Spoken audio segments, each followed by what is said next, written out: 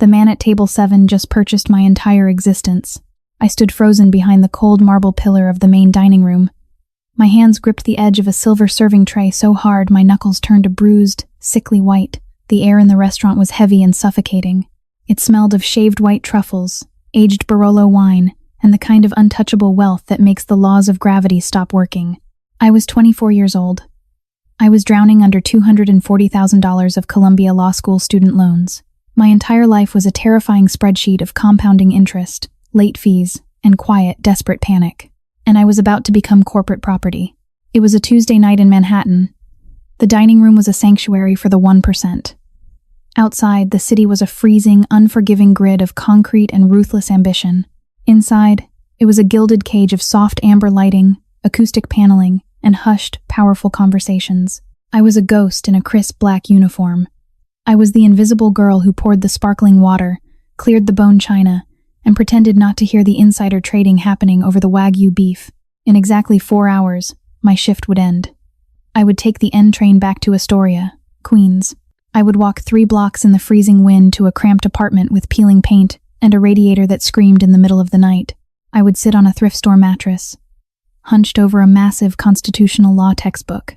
I would try to memorize federal precedents, while my feet throbbed with a dull, sickening ache that traveled all the way up my spine.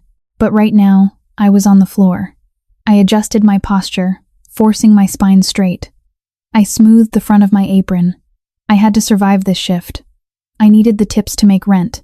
I needed the rent to keep the apartment. I needed the apartment to finish my degree. It was a fragile, exhausting house of cards, and a single stiff breeze would collapse my entire world. The collapse began at table 4.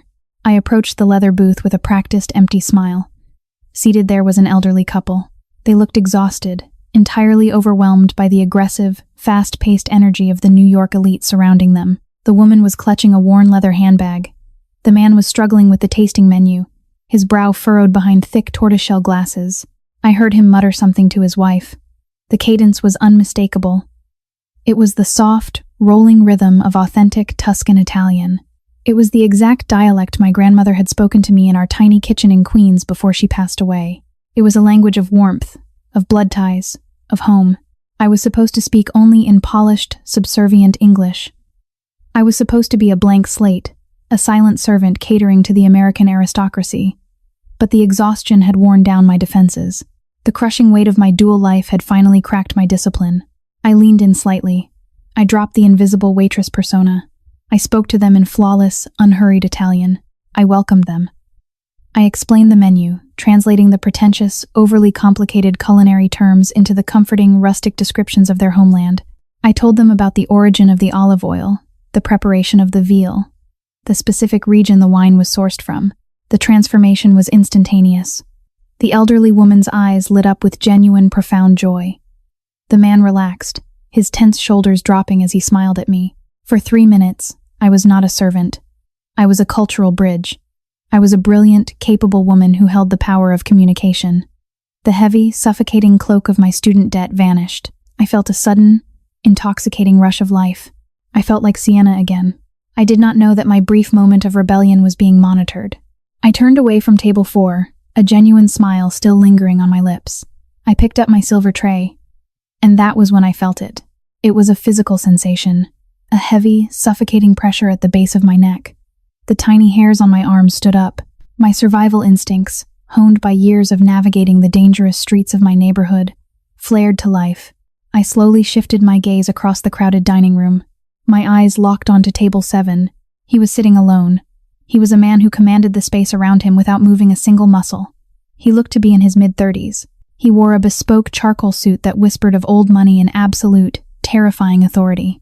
His dark hair was perfectly styled, his jawline sharp and unforgiving, but it was his eyes that paralyzed me. They were dark, calculating, and entirely devoid of warmth. He was not looking at me the way men usually look at women. There was no simple lust. There was no casual interest. There was only the cold, predatory assessment of a ruthless chief executive evaluating a highly lucrative asset. He raised a crystal glass of amber liquid to his lips, never breaking eye contact with me. A man in a dark suit, who had been standing invisibly in the shadows near the kitchen door, stepped forward and leaned down to whisper in his ear. The man at table 7 did not blink. His voice was low, resonant, and carried a terrifying finality. It cut through the ambient noise of the dining room like a surgical blade. I read his lips, and the perfect acoustics of the room carried the faint, devastating syllables directly to my ears. He said, "I want her. Have the paperwork ready by midnight." The silver tray in my hands trembled. I quickly stepped back, retreating into the shadows of the service hallway. My heart hammered against my ribs like a trapped bird. I pressed my back against the cold tile wall, gasping for air. Who was he talking about? It had to be a business deal. It had to be a real estate acquisition. It could not be me. I was nobody. I was a drowning law student from a working-class family. I had nothing of value to a man who wore a suit that cost more than my entire tuition. The rest of my shift was a blur of adrenaline and creeping, icy dread. I avoided the main dining room. I hid in the kitchen, polishing silverware with shaking hands. Every time the heavy wooden doors swung open, I expected to see his dark eyes searching for me. When midnight finally arrived, I changed out of my uniform with frantic, uncoordinated movements. I threw my heavy winter coat over my shoulders. I walked out of the service entrance into the biting winter wind. I kept my head down, hurrying toward the subway station, desperate to disappear into the anonymous crowds of the city. The streets of Tribeca were empty and silent. The streetlights cast long, distorted shadows across the freezing pavement. I turned the corner onto Hudson Street. A sleek, black-armored town car was idling by the curb. The engine purred with a low, menacing hum. As I walked past, the tinted rear window rolled down with a soft mechanical whisper. "Sienna." I stopped dead in my tracks. The wind whipped my hair across my face. No one at the restaurant knew my real name. I used a fake name tag. I used a fake address on my employment application to avoid the stigma of living in the outer boroughs. I turned slowly, the winter cold biting at my exposed neck. The man from table 7 was sitting in the back seat. The interior of the car was bathed in soft, amber light. He looked at me with that same terrifying, possessive stillness. "Get in," he said. It was not a request. It was a statement of fact. It was the voice of a man who had never been told no in his entire life. His cadence was a chilling blend of transatlantic polish and an underlying brutal authority. It was a voice that demanded absolute obedience. I stood on the pavement, my mind racing through every legal and physical escape route. I was a law student. I knew my rights. I knew the terrifying statistics of women getting into strange cars in the middle of the night, but I also knew the reality of power. The driver and the man in the passenger seat were massive. Their broad silhouettes blocked the ambient light from the street lamps. If I ran, I would not make it to the corner. I stepped toward the vehicle. I climbed into the back seat. The heavy armored door closed behind me with a solid, expensive thud, sealing me inside a world of rich leather and absolute silence. The freezing, chaotic city outside instantly vanished. "My name is Vincenzo," he said. His voice was a low rumble in the confined space. He did not offer his hand. He simply observed me, watching the pulse beating frantically in my throat. "You speak beautiful Italian, Sienna. Authentic Tuscan. It is a rare commodity in a city full of cheap imitations and loud tourists." I swallowed hard, trying to summon the razor-sharp legal mind that had earned me a full scholarship for my first year of law school before the funding was cut. "How do you know my name? Who are you?" Vincenzo smiled. It was a terrifying expression that did not reach his dark eyes. "I am the man who owns the restaurant you just walked out of.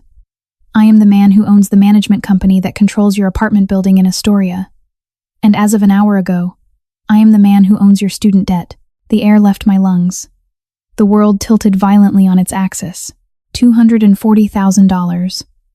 It was a mountain that had shadowed my entire adult life. It was the reason I did not sleep.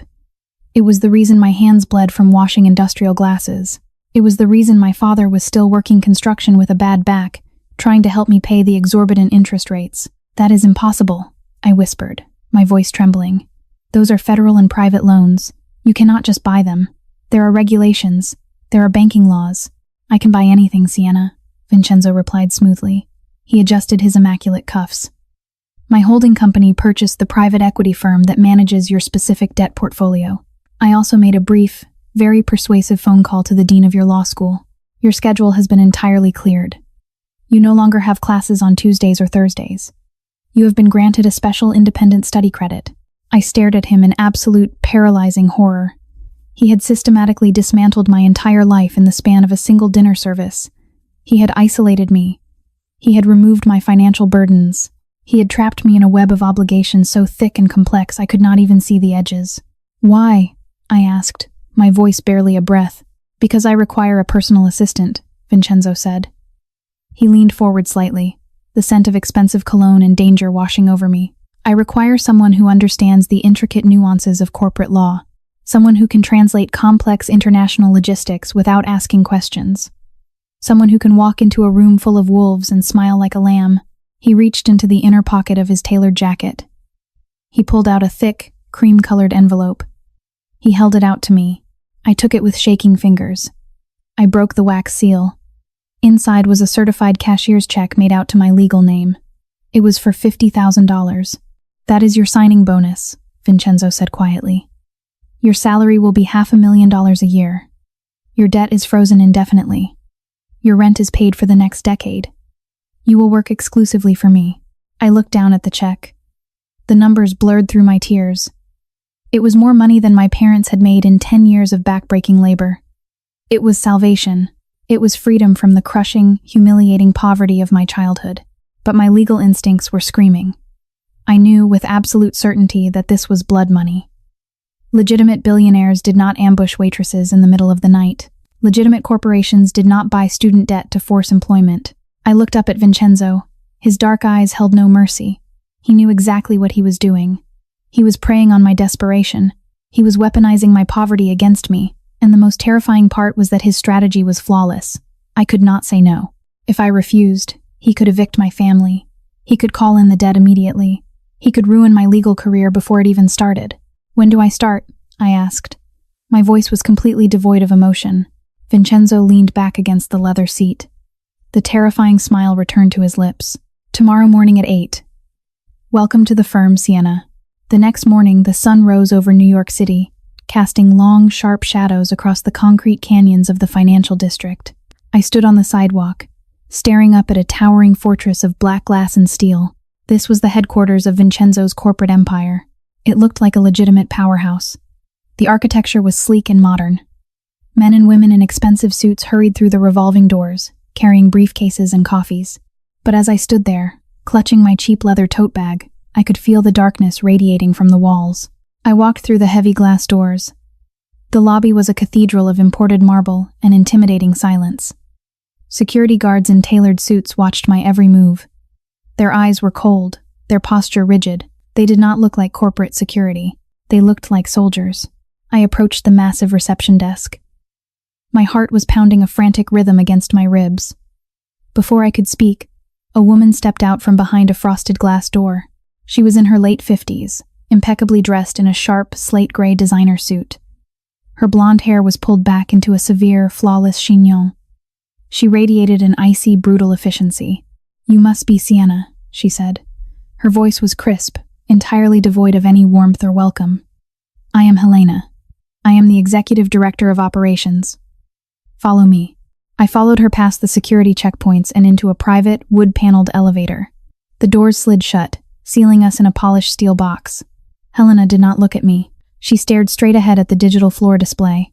"Let me make something perfectly clear," Helena said. Her tone was conversational, but the words were laced with venom.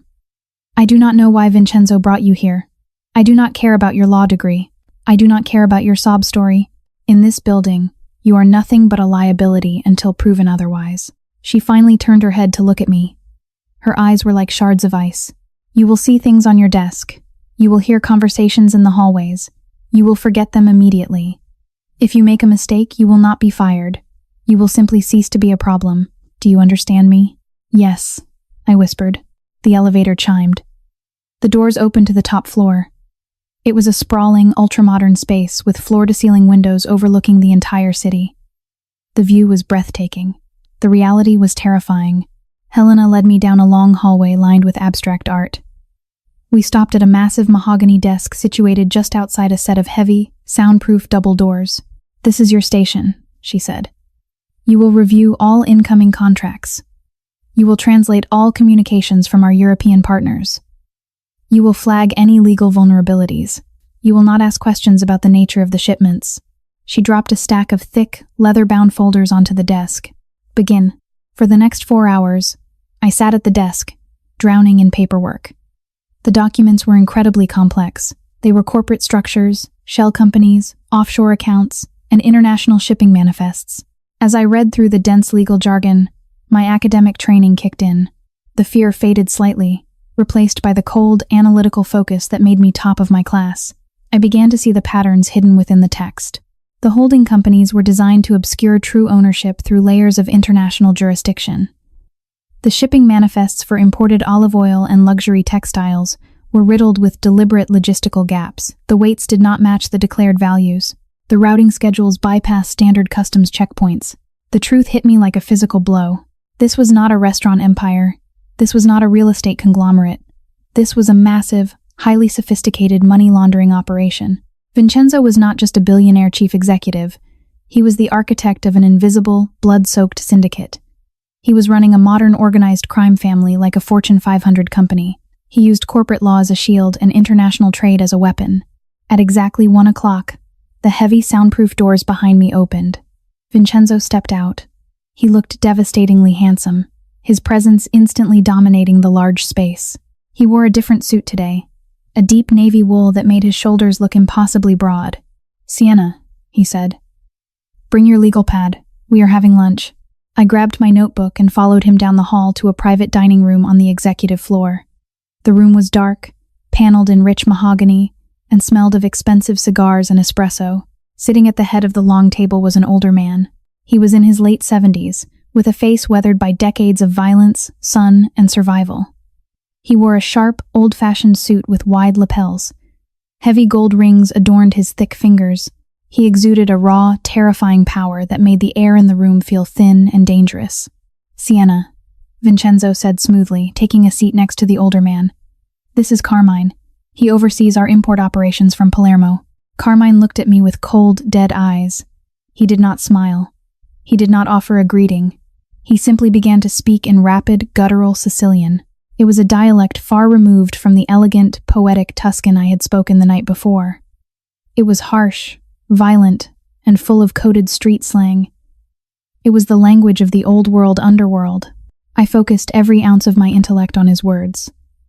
I listened past the heavy accent. I deciphered the slang.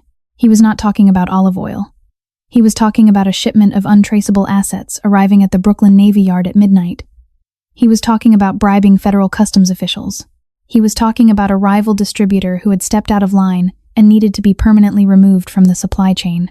The pressure in the room was suffocating. Vincenzo watched me in absolute silence. He was testing me. He wanted to see if I would break. He wanted to see if the brilliant law student from Queens had the stomach for the reality of his world. I took a deep, steadying breath. I looked Carmine dead in the eye. I did not flinch. I turned to Vincenzo. I translated Carmine's violent demands into flawless, sanitized corporate English.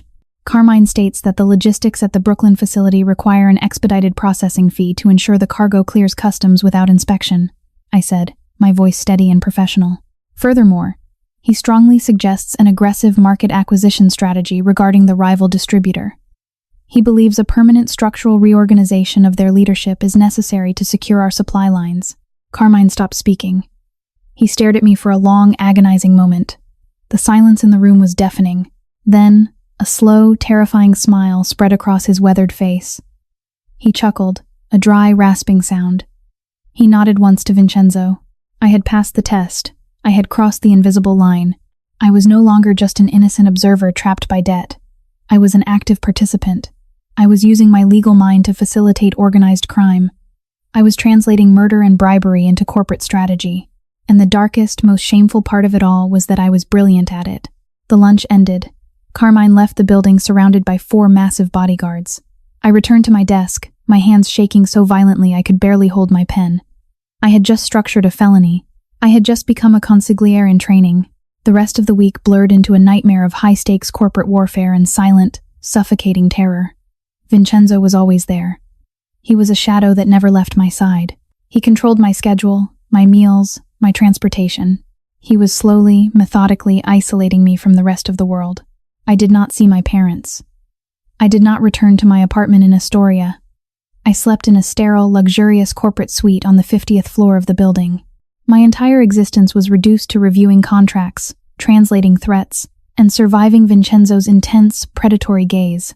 On Friday afternoon, the atmosphere in the office shifted. The usual quiet hum of corporate activity was replaced by a tense, electric anticipation. Helena walked up to my desk.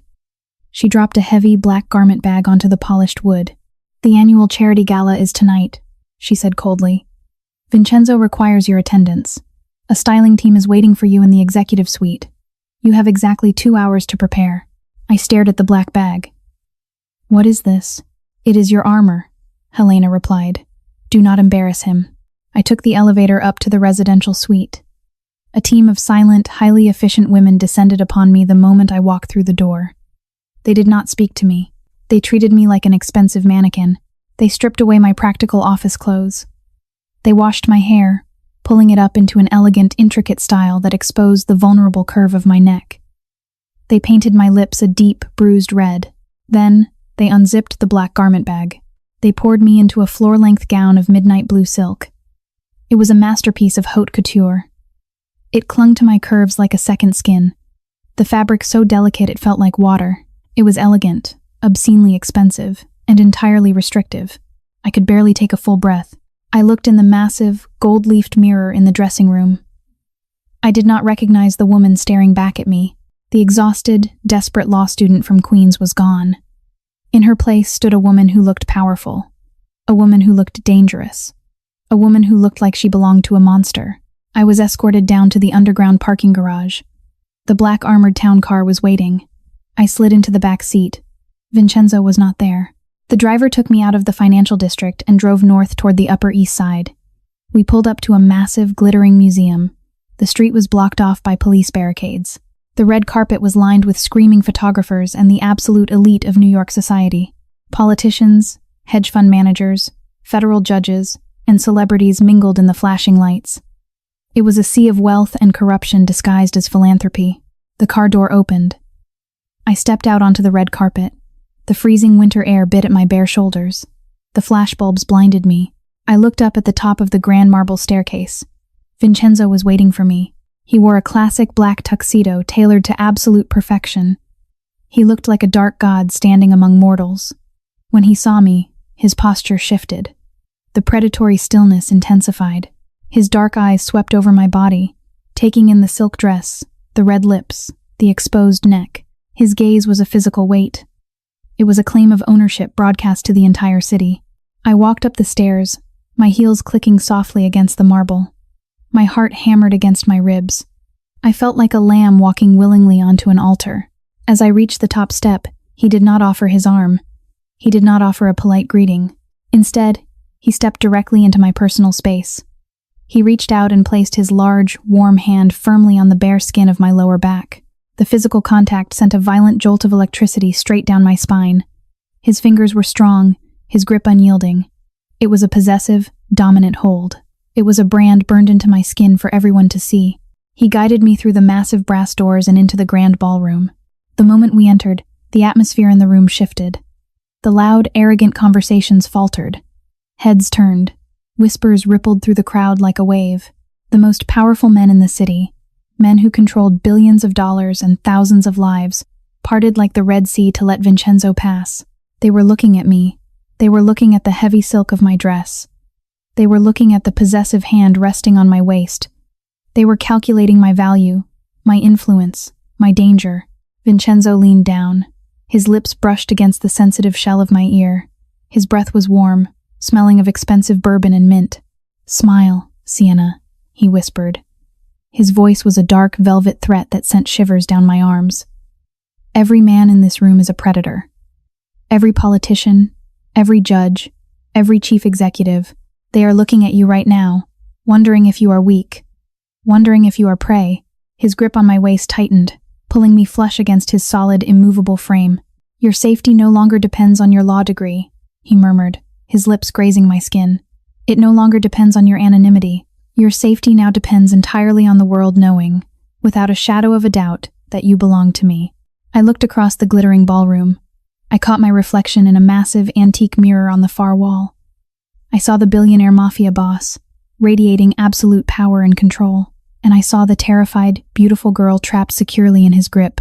The invisible cage had fully materialized. The heavy steel doors had slammed shut, the trap had snapped closed, and I had walked into it willingly. The reflection in the antique mirror blurred as Vincenzo turned me away from the glass.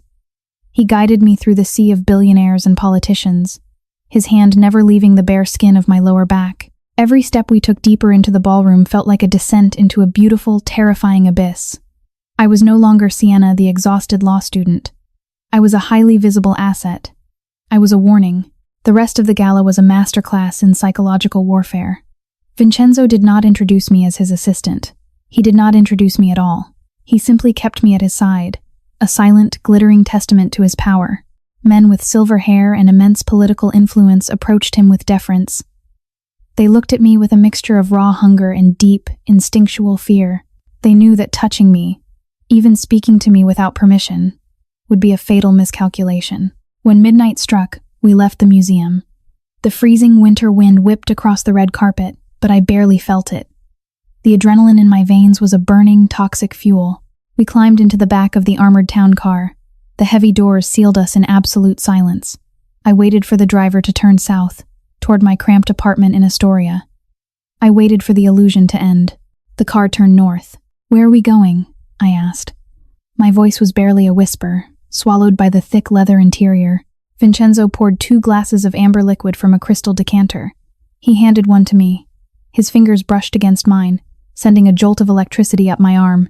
"You do not live in Queens anymore, Sienna," he said smoothly. The apartment was a security vulnerability. The locks were pathetic. The fire escape was an open invitation. I cannot have the woman who holds my corporate secrets living in a building with a broken front door. Panic flared in my chest. All of my things are there. My law books, my grandmother's photographs, my entire life. "Your life is with me now," he replied. His tone was not cruel. It was simply a statement of absolute, unchangeable fact. Everything of value has already been packed and relocated. The rest has been disposed of. I stared at him in the dim amber light of the car. He had erased my past in the span of a 3-hour dinner. He had dismantled my independence with the casual ease of a man swatting away a fly. The car glided to a halt in front of a towering skyscraper on Central Park South. It was a needle of black glass and steel, piercing the freezing night sky. This was Billionaire's Row. It was a street where apartments cost more than the gross domestic product of small island nations. The driver opened my door. I stepped out onto the pristine pavement. There was no doorman. There was only a private, biometric security checkpoint hidden behind a wall of imported black marble. Vincenzo placed his hand on the small of my back, guiding me into the private elevator. There were no buttons. The scanner read his retina, and the steel box shot upward with terrifying speed. My ears popped as we ascended 70 floors into the sky. The doors slid open. I stepped into my new prison. The penthouse was a sprawling masterpiece of cold, untouchable opulence. The floors were polished white stone. The walls were floor-to-ceiling bulletproof glass, offering a dizzying, panoramic view of the entire city. Central Park stretched out below us like a massive, frozen black ocean. The city lights glittered like scattered diamonds, beautiful and entirely out of reach. "This is your home now," Vincenzo said. He took off his tailored tuxedo jacket and draped it over a velvet chair. "The security protocols are absolute. The glass can withstand high-caliber rifle fire. The elevator requires my biometric authorization, or yours, to operate. You are perfectly safe here." I walked slowly toward the glass. I pressed my palm against the freezing pane. I looked down at the city that had crushed me for 24 years. I was finally above it. I was untouchable, but I had traded one form of suffocation for another. The psychological toll of my new reality began the very next morning. I woke up in a bedroom the size of a tennis court. The sheets were heavy, cold Egyptian cotton. My closet had been entirely restocked. My cheap, practical clothes were gone. In their place hung rows of designer silk blouses, tailored cashmere coats, and immaculate wool trousers. It was the wardrobe of a ruthless corporate executive. It was the armor Vincenzo had chosen for me. My life at Columbia Law School transformed overnight. I no longer woke up at 5 in the morning to catch the crowded, unreliable subway. I no longer stood in the freezing rain, worrying about the hole in my left boot. Instead, a massive, silent driver named Matteo waited for me in the underground garage. He drove me to the campus in a black, armored sport utility vehicle. He parked directly in front of the law library. He stood by the doors, a terrifying, immovable shadow, while I attended my seminars. My classmates noticed the shift immediately. They saw the cashmere. They saw the armored car. They saw the cold, detached focus in my eyes. The girl who used to share their panic over student loans and cheap coffee had vanished. I became a ghost on campus, surrounded by an invisible, impenetrable wall of wealth and implied violence. My grades skyrocketed. Without the crushing weight of poverty, my mind was free to absorb the complex legal theories with terrifying speed. I dominated the mock trials. I dismantled federal precedents with surgical precision. My professors looked at me with a new, cautious respect. But the academic triumph was a hollow, sickening victory. Because I knew exactly what I was using my brilliant legal mind for. Every evening, I returned to the silent, sprawling penthouse. I sat at the massive marble dining table. Helena would send over encrypted digital files. And I would begin the real work. I was drowning in the moral ambiguity of Vincenzo's empire. On the surface, the contracts were flawless. They were agreements for international real estate development, luxury import logistics, and corporate acquisitions. But I had learned to read the negative space. I had learned to see the blood hidden between the lines of the indemnification clauses. One Tuesday night, the snow was falling heavily outside the bulletproof glass. The penthouse was dead silent, save for the soft hum of the climate control system. I was reviewing a massive acquisition contract for a commercial shipping port in New Jersey. I cross-referenced the holding companies. I traced the routing numbers through 3 different offshore tax havens. I analyzed the liability waivers. The realization hit me like a physical blow to the stomach. The contract was designed to blind federal inspectors.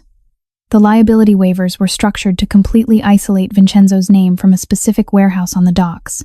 They were preparing to import something highly illegal, and they needed a legal firewall to protect the syndicate if the shipment was intercepted. I was drafting the legal architecture for a massive smuggling operation. I pushed the encrypted tablet away. My hands were shaking. I stood up and walked to the kitchen, pouring myself a glass of cold water. I stared at my reflection in the dark glass of the oven door. I was a criminal. I was a highly paid, beautifully dressed accessory to federal crimes. I tried to summon the guilt. I tried to feel the moral outrage that had defined my early years in law school. But the guilt was suffocated by the terrifying comfort of my new life. My father was no longer breaking his back on construction sites. My mother was no longer crying over past-due electric bills. My student debt was a ghost. Vincenzo had bought my morality, and he had paid a premium for it. The escalation of my descent happened 3 weeks later. It was a Thursday evening. Vincenzo returned to the penthouse early. He was not wearing his usual polished corporate suit.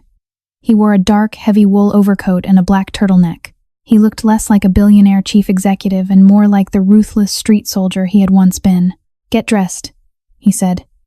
His voice was tight, clipped with an underlying tension I had never heard before. "Wear something dark. We are going downtown." I did not ask questions.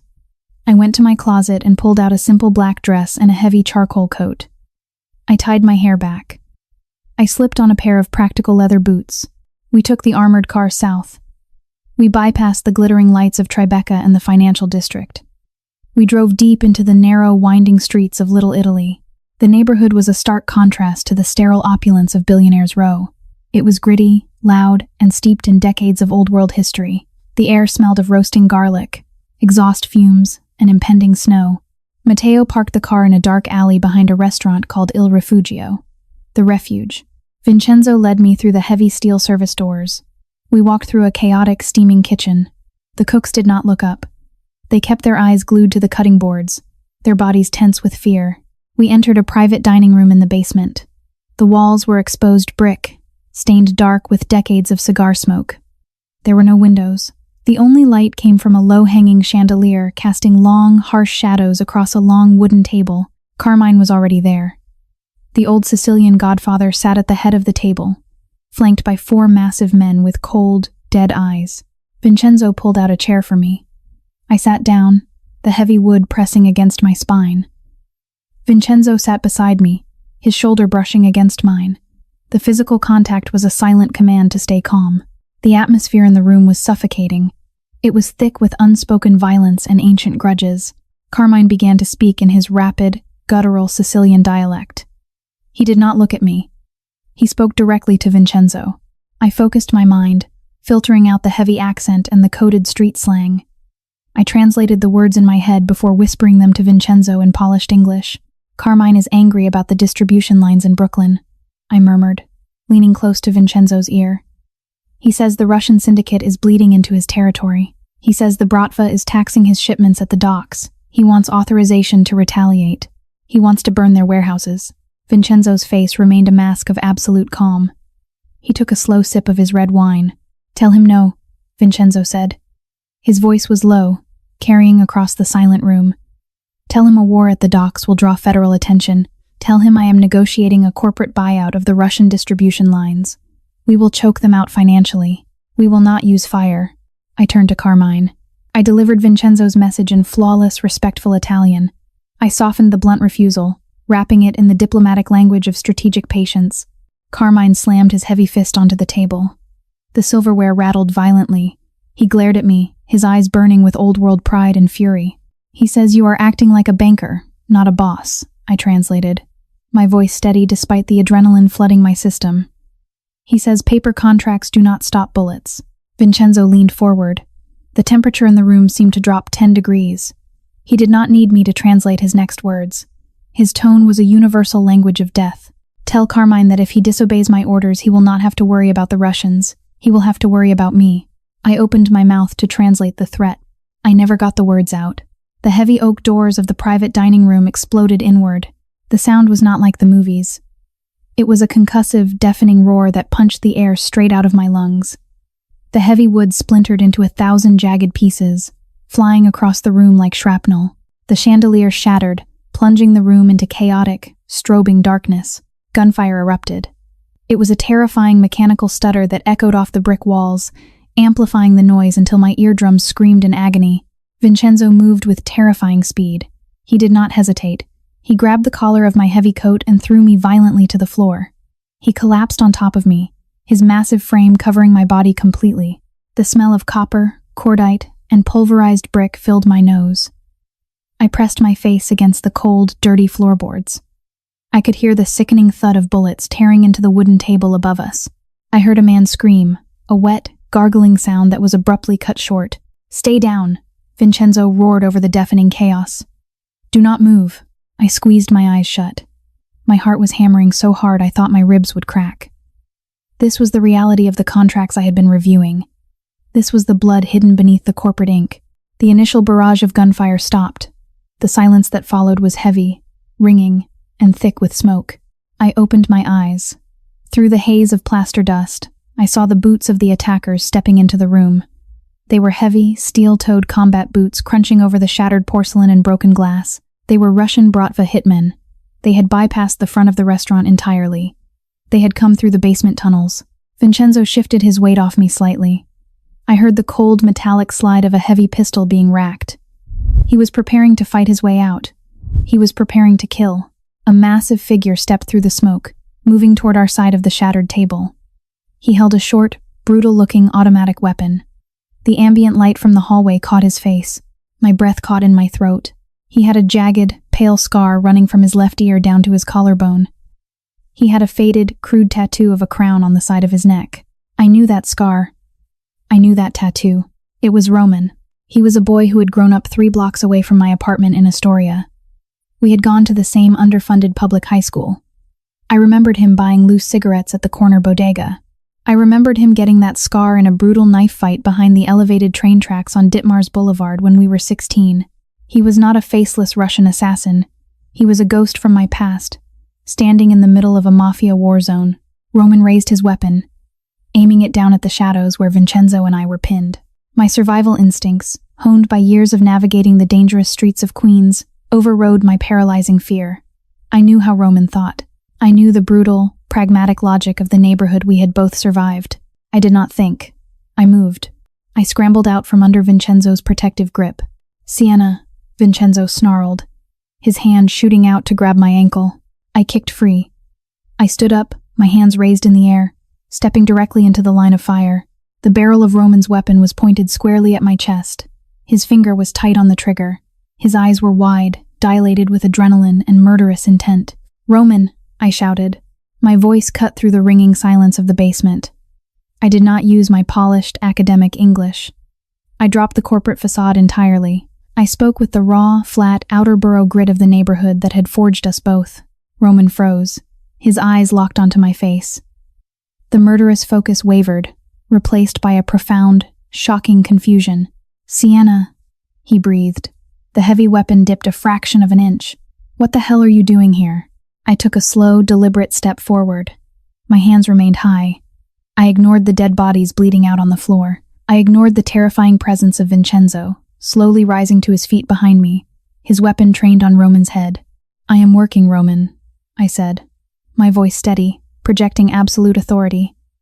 "And you are making a massive strategic error." Roman's jaw tightened. He gripped the weapon harder. "I have orders, Sienna. Step aside. This is not your world. I am the legal counsel for this syndicate," I fired back, stepping even closer. The barrel of his gun was less than 3 feet from my heart. "I know exactly what world this is, and I know the financial architecture of your boss's operation in Brooklyn." I locked eyes with him. I channeled every ounce of my legal training. I became the razor-sharp negotiator who dismantled opponents in the mock trial courtrooms of Columbia. "If you pull that trigger, you start a war you cannot afford," I said, my words rapid and precise. "You are standing in a basement in Little Italy. There are 30 armed men upstairs who will cut off your exit the second they hear another shot. You will die in this room, Roman." He swallowed hard. The logic was penetrating the adrenaline. "Even if you make it out," I continued, lowering my voice to a deadly, intimate whisper, "my firm will freeze every offshore account your boss uses to launder the dock money. We have the routing numbers. We have the shell company names. We will choke your entire operation to death in 48 hours. You will not just start a war. You will bankrupt your own family." Roman stared at me. He looked at the girl from Astoria, dressed in a charcoal designer coat, standing in a room full of blood, speaking the language of high-level corporate extortion. "What do you want?" he asked, his voice tight with suppressed rage. "I want a 24-hour ceasefire," I demanded. "You lower your weapon, you take your men, and you walk back out through the tunnels. You tell your boss that Vincenzo will meet him at a neutral location tomorrow at noon to discuss a corporate buyout of the distribution lines. No fire, only finance." Roman hesitated. He looked past me, locking eyes with Vincenzo. The tension in the room was a physical weight, threatening to snap and drown us all in blood. Roman looked back at me. He saw the absolute, unyielding certainty in my eyes. He knew I was not bluffing. He knew the girl from the neighborhood did not make empty threats. He slowly lowered the barrel of his weapon. 24 hours, Roman said. His voice was a low, dangerous rumble. "You tell your boss to bring the paperwork." He whistled sharply, a piercing sound that echoed off the brick walls. The surviving Russian hitmen backed away, melting into the shadows of the basement tunnels. The heavy silence returned, broken only by the sound of my own ragged breathing. I stood in the center of the ruined dining room. My hands were shaking so violently I had to clench them into fists and press them against my thighs. The adrenaline was crashing, leaving me hollow and nauseous. I turned around slowly. Carmine was staring at me. The old Sicilian godfather looked at me as if I had just performed a dark miracle. The disrespect and suspicion in his eyes were entirely gone. They were replaced by a profound, terrifying reverence. I looked at Vincenzo. He was standing perfectly still amidst the wreckage. His dark suit was covered in white plaster dust. His weapon was still in his hand, lowered to his side. He was not looking at me with the possessive, predatory gaze of a man who owned a beautiful asset. He was looking at me with absolute, chilling awe. He realized, in that exact moment, that I was not just a translator. I was not just a brilliant law student he could use to review contracts. I was a formidable weapon. I had stepped between the guns. I had used my neighborhood history and my legal mind to broker a territorial truce in the middle of a bloodbath. I was a consigliere. Vincenzo walked toward me. He stepped over the shattered wood and the pooled blood. He stopped inches from my face. He reached out, his large hand gently cupping my jaw. His thumb brushed away a streak of dirt from my cheek. "You are magnificent," he whispered. His voice was a dark, reverent prayer. We left the restaurant through the front doors. The street was swarming with Vincenzo's men, securing the perimeter. Matteo was waiting with the armored car. The ride back to the Central Park penthouse was completely silent. I stared out the window, watching the city lights blur into streaks of neon color. I had crossed a line tonight that could never be uncrossed. I had actively participated in the survival of a mafia syndicate. I had protected a monster. We entered the penthouse. The pristine, sterile silence of the massive apartment was a jarring contrast to the blood and chaos of the basement. I dropped my heavy coat onto a velvet chair. I walked to the kitchen island, desperate for a glass of water. My hands were still trembling. Vincenzo walked to the crystal decanter. He poured 2 glasses of bourbon. He walked over and handed one to me. "Drink," he commanded softly. I took a sip. The alcohol burned a fiery path down my throat, steadying my nerves slightly. "You saved my life tonight, Sienna," Vincenzo said. He leaned against the marble counter, watching me with that intense, calculating gaze. "You saved Carmine's life. You prevented a war that would have cost us millions in legal fees and lost revenue." "I did what I had to do to survive," I replied, my voice hoarse. "No," Vincenzo corrected smoothly. "You did what you were born to do. You took control. You manipulated the variables.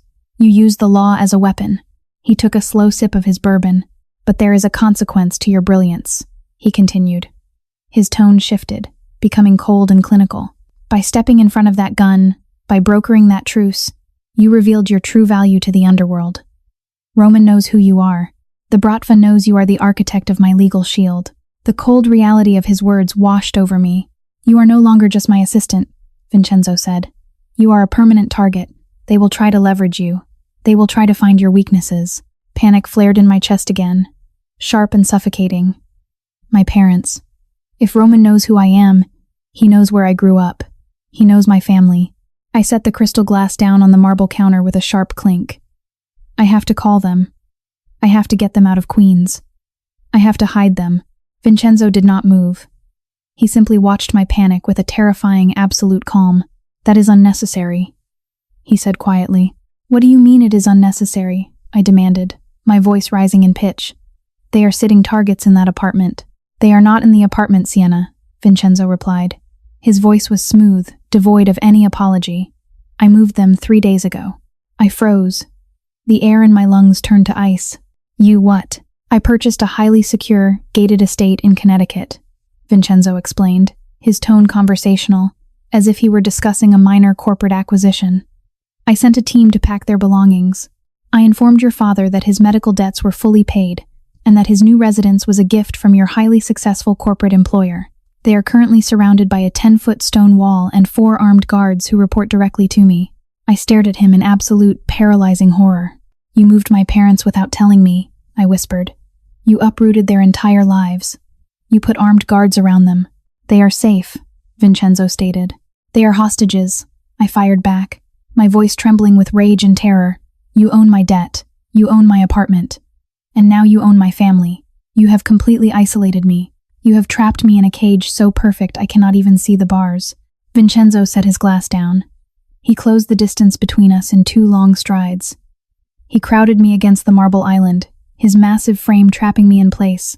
"I protect what is mine, Sienna," he murmured, his voice a dark, velvet threat. "And you are the most valuable asset I possess. I will not allow the Russians, or the federal government, or anyone else to touch you. Your family is safe because I allow them to be safe." He reached out and tucked a stray strand of hair behind my ear. His touch was gentle, a terrifying contrast to the absolute control he wielded over my existence.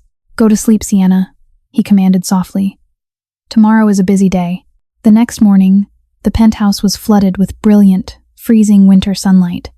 I sat at the massive dining table, dressed in a sharp gray wool suit, reviewing a stack of labor contracts. My mind was a chaotic storm of fear, anger, and a dark, creeping acceptance. Vincenzo had proven his absolute control. He had proven that running was impossible.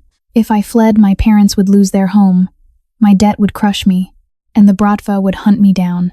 My only path to survival was to lean into the power he had given me. I had to become the monster he needed me to be. Vincenzo paced the length of the living room.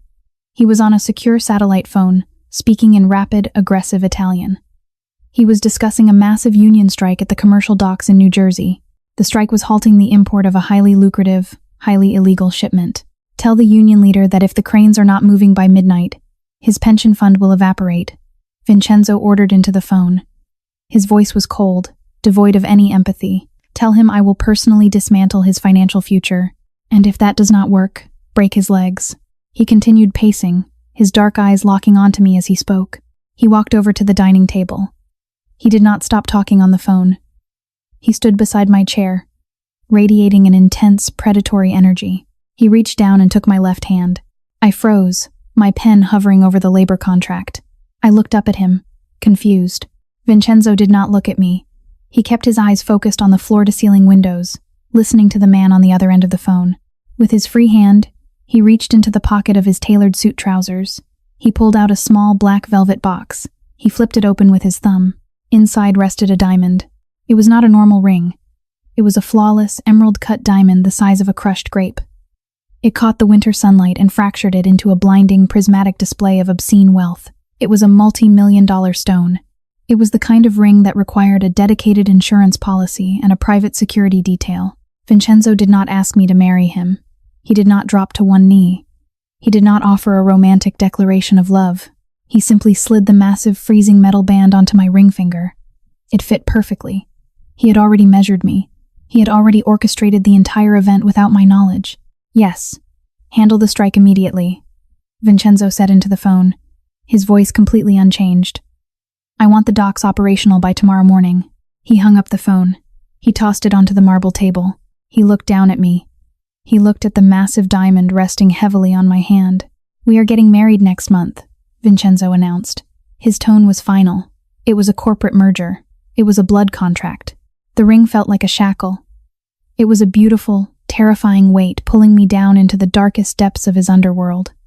It was the ultimate symbol of his ownership. I stared at the diamond. I thought about the crushing poverty of my childhood. I thought about the blood on the floor of the restaurant in Little Italy. I thought about the absolute, terrifying power I now wielded with a single stroke of my pen. I looked up into Vincenzo's dark, possessive eyes. I waited for the panic to consume me. I waited for the desperate urge to run, to scream, to fight my way out of the gilded cage. But the panic never came. Instead, a cold, dark thrill washed over me. The transformation from a struggling, desperate law student to mafia property was complete. And the most terrifying realization of all was not that I was trapped. The terrifying realization was that I did not want to leave. We are getting married next month, Vincenzo announced. His tone was final. It was a corporate merger. It was a blood contract. The ring felt like a shackle. It was a beautiful, terrifying weight pulling me down into the darkest depths of his underworld. It was the ultimate symbol of his ownership. I stared at the diamond. I thought about the crushing poverty of my childhood. I thought about the blood on the floor of the restaurant in Little Italy. I thought about the absolute, terrifying power I now wielded with a single stroke of my pen. I looked up into Vincenzo's dark, possessive eyes. I waited for the panic to consume me. I waited for the desperate urge to run, to scream, to fight my way out of the gilded cage. But the panic never came. Instead, a cold, dark thrill washed over me. The transformation from a struggling, desperate law student to mafia property was complete. And the most terrifying realization of all was not that I was trapped. The terrifying realization was that I did not want to leave. The transition from spring to early summer in New York City was usually a time of frantic, suffocating anxiety for law students.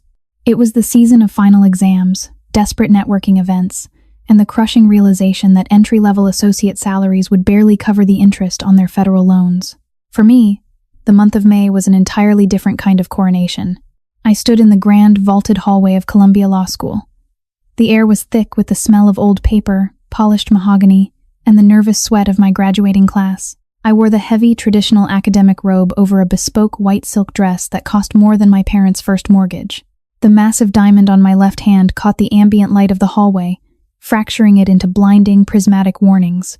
My classmates stood in tight, anxious circles. They were taking photographs with their proud, exhausted, middle-class parents. They were talking about their upcoming bar exams and their grueling 80-hour work weeks at mid-tier corporate firms. I stood entirely alone, yet completely surrounded. Matteo, the massive driver and enforcer, stood 10 feet to my left.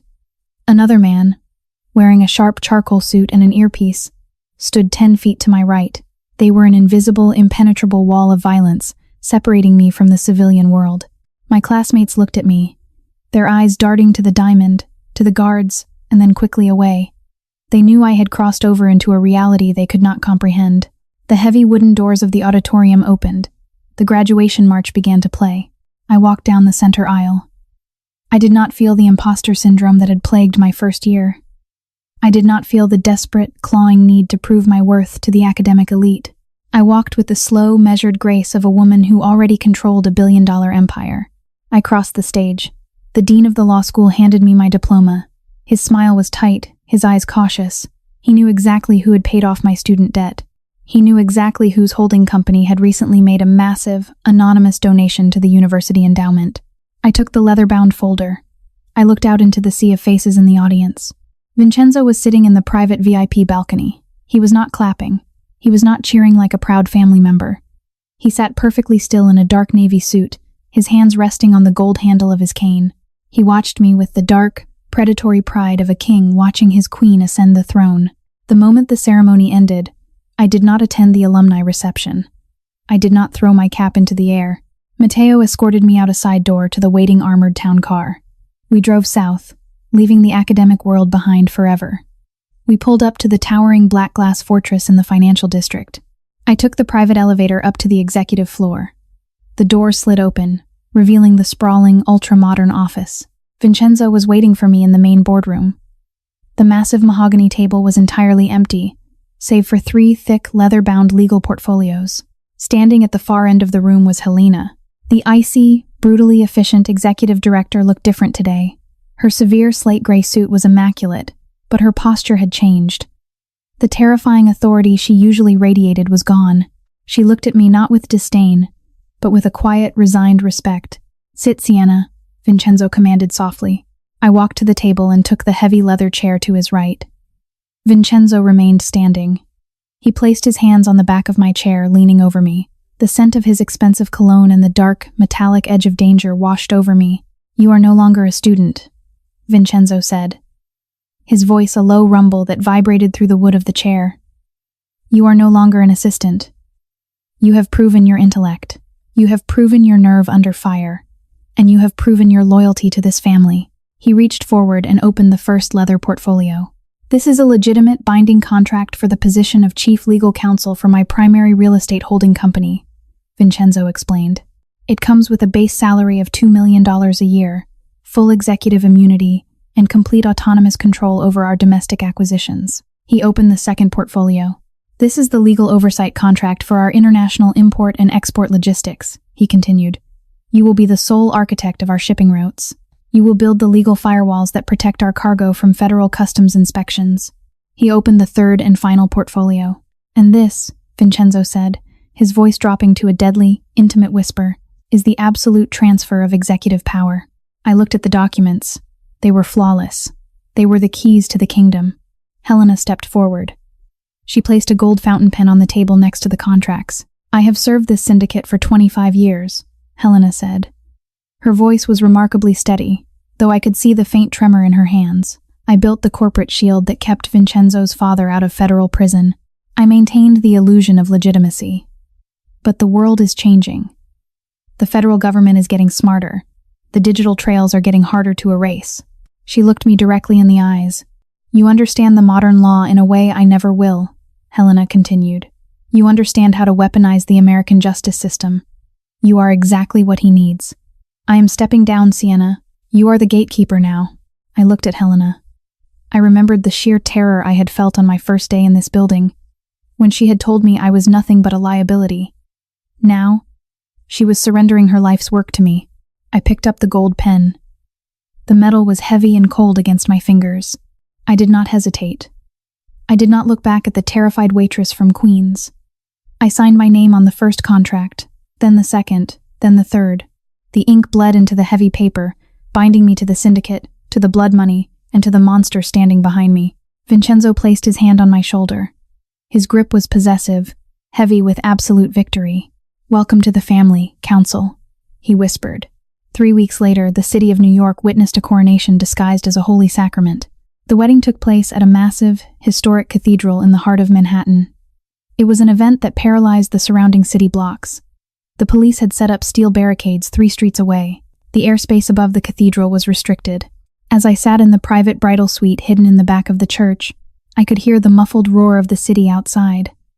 I could also hear the distinct mechanical hum of the security sweeps. I stood in front of a towering antique mirror. A team of silent, terrified seamstresses made the final adjustments to my gown. It was a masterpiece of heavy, ivory, silk, and antique Venetian lace. The train stretched for 15 feet behind me, a river of white fabric that felt as heavy as a shroud. The bodice was structured, restrictive, forcing my spine perfectly straight. A delicate, cathedral-length veil covered my face, obscuring my features behind a layer of intricate white webbing. I looked like an angel. I felt like a warlord preparing for battle. The heavy oak door of the suite opened. My father walked in. He wore a custom tuxedo that Vincenzo had paid for. He looked incredibly handsome, but his face was pale, and his hands were trembling. He was a proud, working-class man who had spent his entire life pouring concrete and breaking his back to provide for his family. He knew exactly what kind of man was waiting for me at the altar. He walked up to me. He reached out and gently touched the lace of my sleeve. "Sienna," my father whispered, his voice thick with unshed tears. "My beautiful girl." I reached through the heavy silk and took his rough, calloused hand. I squeezed it firmly. "I am safe, Papa," I said softly. I spoke in the comforting, rustic Italian of our old neighborhood. "You and Mama are safe. The debt is gone. You never have to work another day in your life. This is the price, and I am willing to pay it." He looked into my eyes through the veil. He saw the cold, unyielding resolve that had replaced my youthful innocence. He nodded slowly, a gesture of profound, heartbreaking acceptance. The organ music began to play. It was a deep, resonant chord that shook the ancient stone walls of the cathedral. My father offered his arm. I took it. We walked out of the suite and into the massive nave of the church. The sight was breathtaking and entirely terrifying. The cathedral was packed with 500 guests. On the left side of the aisle sat the legitimate power of New York: federal judges, state senators, Wall Street billionaires, and real estate tycoons. On the right side of the aisle sat the underworld: the capos, the lieutenants, the old-world godfathers from Sicily, and the ruthless enforcers of the American syndicate. Standing in the shadows near the massive stained-glass windows were men in cheap suits with earpieces, federal agents. They were taking photographs, documenting the union of the most powerful criminal empire in the country. I ignored them all. I kept my eyes locked on the end of the aisle. Vincenzo stood at the altar. He wore a bespoke black tuxedo that absorbed the light. He looked devastating, a dark god waiting to claim his sacrifice. As I walked toward him, his eyes never left mine. The intensity of his gaze was a physical force, pulling me forward, drowning out the music, the guests, and the fear. My father handed me over. Vincenzo took my hand. His skin was warm, his grip absolute. The Archbishop of New York performed the ceremony. He spoke in Latin and English, but when it came time for the vows, Vincenzo interrupted him. Vincenzo turned to me. He lifted the heavy lace veil over my head, exposing my face to the glittering, dangerous crowd. He spoke his vows in flawless, ancient Tuscan Italian. He did not promise to love, honor, and cherish. He promised absolute protection. He promised the destruction of my enemies. He promised that my blood was his blood, and that my mind was the crown jewel of his empire. I looked up at him. I felt the cold, dark thrill wash over me again. I spoke my vows in the same language. I promised my loyalty. I promised my intellect. I promised to stand beside him in the fire. He slid a heavy band of platinum and crushed diamonds onto my finger, locking it against the massive engagement ring. The Archbishop pronounced us husband and wife. Vincenzo did not kiss me gently. He pulled me flush against his chest and kissed me with a brutal, consuming possession that sent a shockwave of heat straight down to my toes. It was a brand. It was a warning to every man in the room. The reception was held at a sprawling, heavily fortified private estate in the Hudson Valley. The grounds were patrolled by armed men with attack dogs. Inside the massive stone mansion, the champagne flowed like water, and the tables groaned under the weight of imported caviar and white truffles. I sat at the head table, the heavy silk of my dress pooling around me. Vincenzo was locked in a quiet, intense conversation with Carmine and 2 other Sicilian bosses. I excused myself to use the restroom. As I walked through the opulent, gilded hallways, I was intercepted in a quiet parlor room. 3 women were sitting on velvet antique sofas, smoking thin cigarettes and drinking dark wine.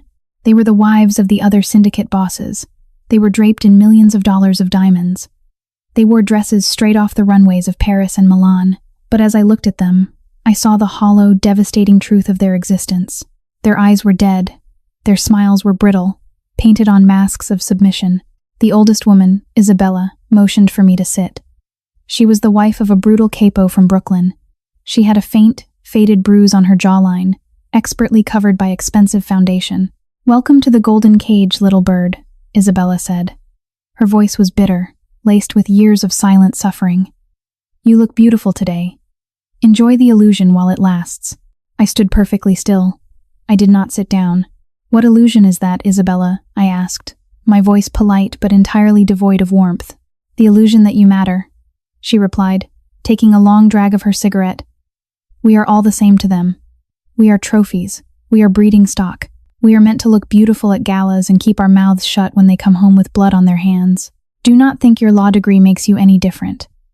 When the novelty wears off, he will put you in a beautiful house in the suburbs, and he will forget you exist until he needs a son." The other two women nodded silently, staring down at their crystal wine glasses. I looked at Isabella. I felt a brief, fleeting moment of pity for her. She was a victim of a brutal, transactional world. She had no power, no leverage, and no escape. But I was not Isabella. I took a step closer to the velvet sofa. I looked down at her, channeling the icy, terrifying authority I had learned from Helena. "I appreciate your concern, Isabella," I said smoothly. "But my marriage is not a transaction. It is a merger."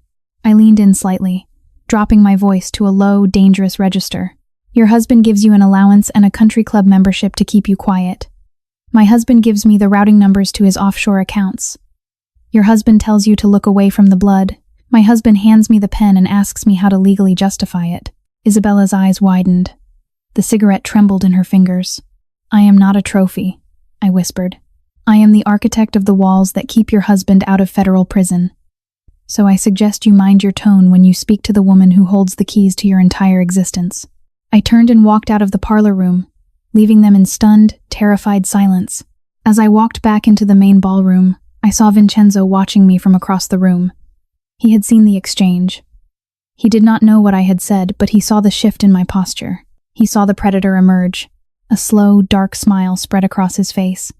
He raised his glass of bourbon to me in a silent toast. He did not just desire my body. He worshipped my mind. My cage was not built on submission. It was built on a terrifying, obsessive, genuine love.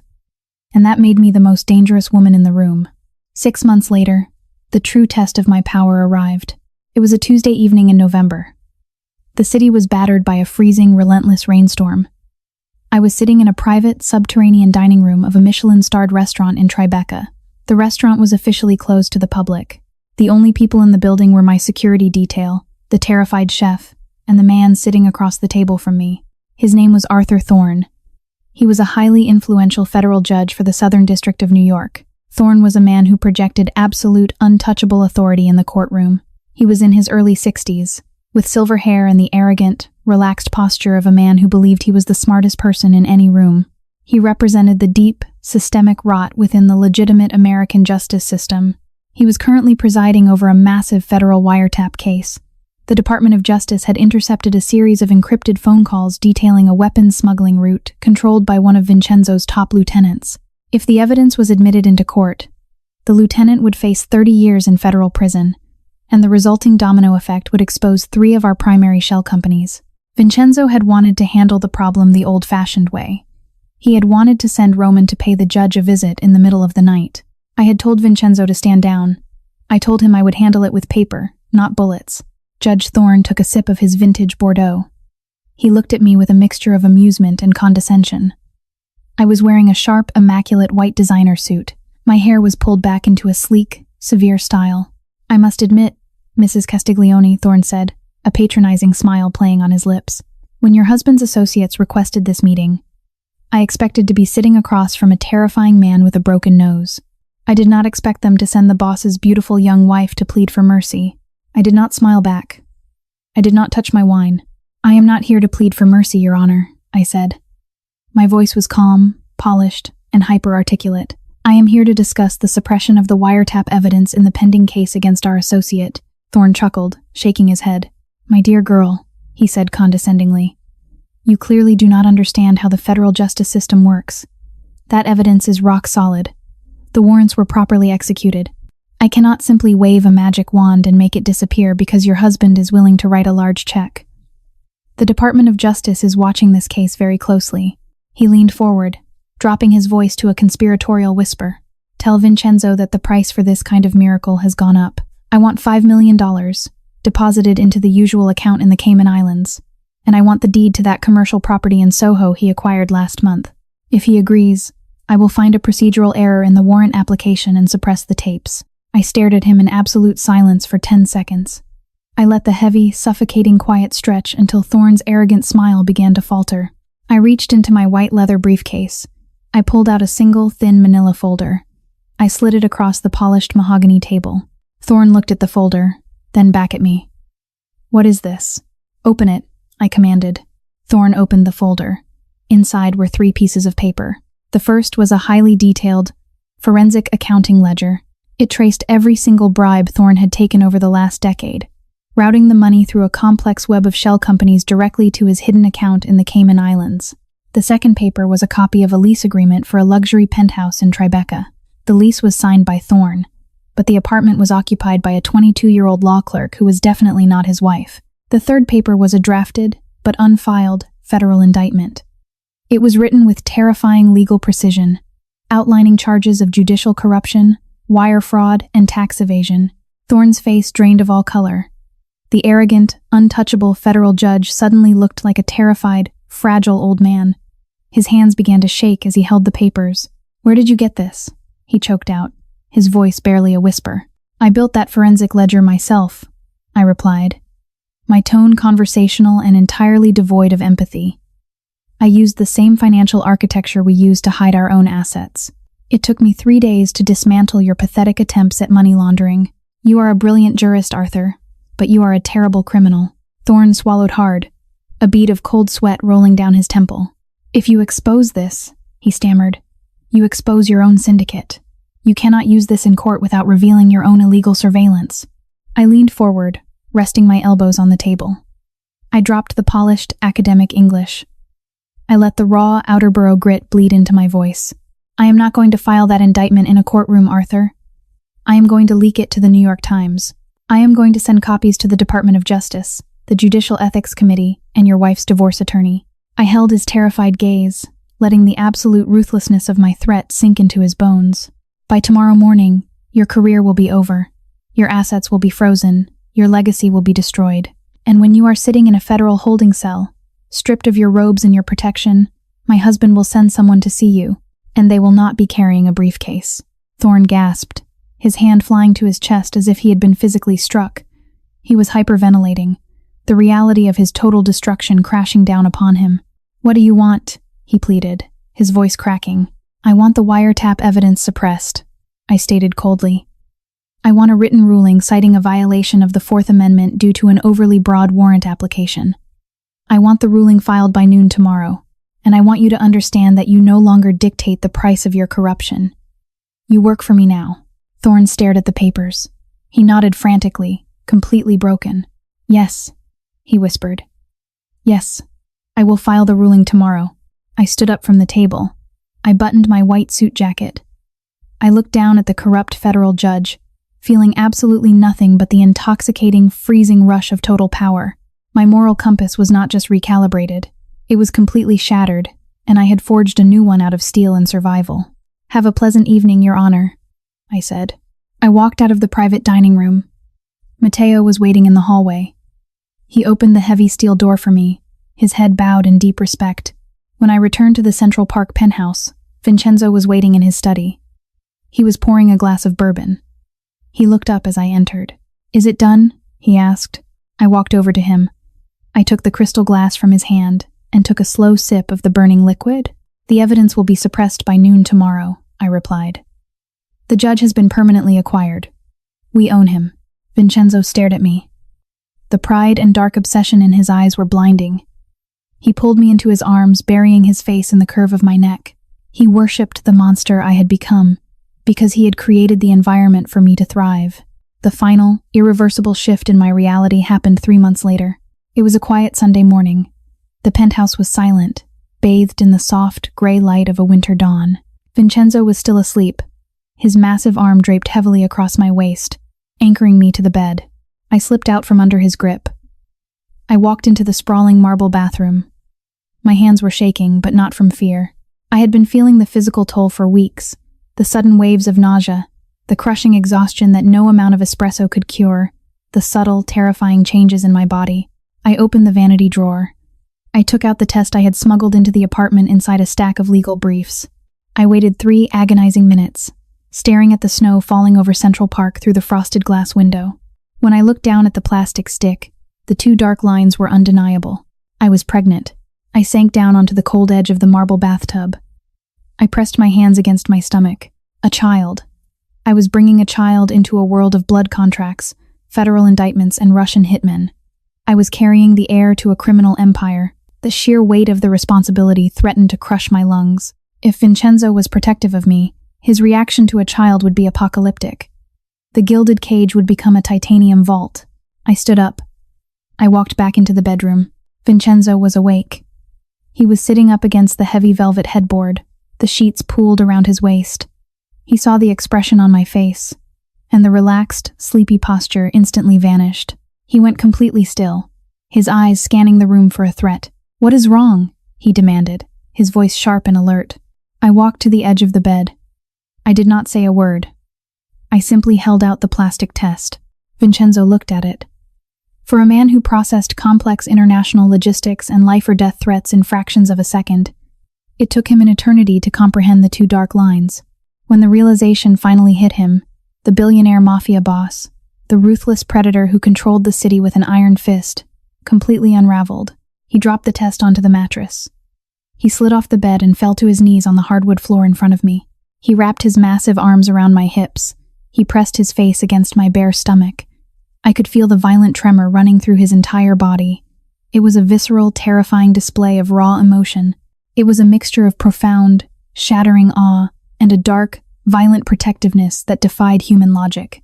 "Sienna," he breathed, his voice breaking against my skin. He looked up at me.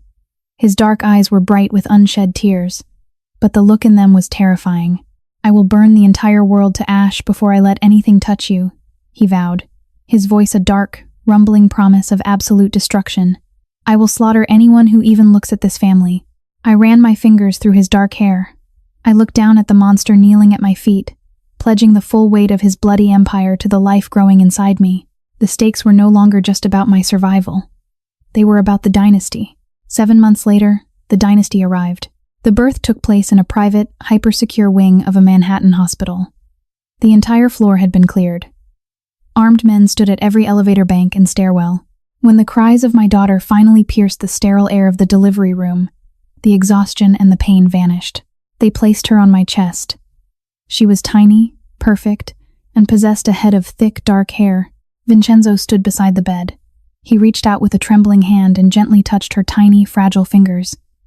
He looked at her as if she were the only light in his dark, violent universe. We named her Alessia. The transition back to the penthouse was a blur of heightened security and suffocating luxury. The nursery had been constructed while I was pregnant. It was a masterpiece of design and paranoia. It was a Tuesday night, exactly 2 years after the night Vincenzo had ambushed me in the armored car. I stood in the center of the nursery. The room was bathed in the soft, amber glow of a crystal nightlight. The walls were lined with hand-painted murals of the Tuscan countryside. The floor-to-ceiling windows were made of military-grade ballistic glass, offering a silent, sweeping view of the glittering Manhattan skyline. I held Alessia in my arms. She was sleeping peacefully, her tiny chest rising and falling in a steady rhythm.